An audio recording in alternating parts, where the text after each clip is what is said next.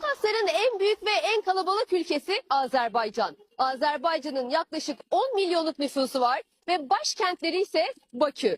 Bakü Azerbaycan'ın olduğu gibi Kafkasların da en kalabalık, en yoğun şehri ve aynı zamanda Kafkasya bölgesinin eğitim, ticaret, ekonomi, sanat, kültür merkezi.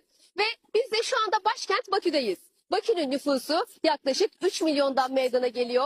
Hazar Denizi'nin kıyısında bulunan bu güzel şehir aynı zamanda çok da önemli bir ticaret şehri konumunda. Ve şimdi Bakü'yü kaldığımız yerden keşfe devam ediyoruz. Yurdum yuvam meskenim sen Azerbaycanım. Anam doğma vətənim sen Azerbaycanım. El bilir ki tükenmeyen servetin vardır. Sinen üstü akpambıklı gen tarlalardır.